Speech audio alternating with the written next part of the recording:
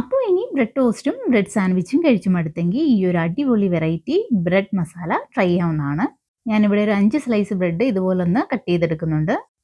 ഇനി ഒരു പാൻ വെച്ച് കൊടുത്ത് ഒന്ന് ചൂടാവുമ്പോഴത്തേക്കും അതിലേക്കൊരു 1.5 ടീസ്പൂൺ ഒലിവ് ഓയിൽ ആഡ് ചെയ്ത് കൊടുക്കുക. പിന്നെ ഒരു 1 ടീസ്പൂൺ ഇഞ്ചി വെളുത്തുള്ളി പേസ്റ്റ്, 1 കപ്പ് സവോള അരിഞ്ഞതും കൂടെ.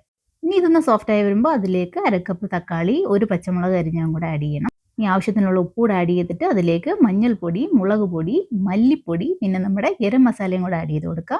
മസാല ഒന്ന് ചൂടായി കഴിയുമ്പോൾ അതിലേക്ക് കുറച്ച് വെള്ളം കൂടെ ഒന്ന് ആഡ് ചെയ്യുക. ഇനി ഇതിലേക്ക് നമുക്കൊരു മുട്ടയും കൂടെ ആഡ് ചെയ്ത് കൊടുക്കാം. ഇതൊന്ന് നന്നായിട്ട് ഇളക്കി ഇതിലേക്ക് നമുക്ക് നമ്മുടെ ബ്രെഡ് പീസസ് ആഡ് ചെയ്ത് കൊടുക്കണം. ഇനി ഇതെല്ലാം കൂടെ നന്നായിട്ടൊന്ന് മിക്സ് ചെയ്തെടുക്കാം. എന്നിട്ട് ഫൈനലായിട്ട് ഒരു 1/2 ടീസ്പൂൺ കുരുമുളക് പൊടി, കുറച്ച് ഒറിഗാനോ, പിന്നെ ലാസ്റ്റായിട്ട് കുറച്ച് മല്ലിയിലയും കൂടെ ആഡ് ചെയ്ത് കഴിഞ്ഞാൽ ഈവനിങ് സ്നാക്കായിട്ടോ ടിഫിനായിട്ടോ റെഡിയാക്കാൻ പറ്റുന്ന അടിപൊളി ബ്രെഡ് മസാല ഇവിടെ റെഡി.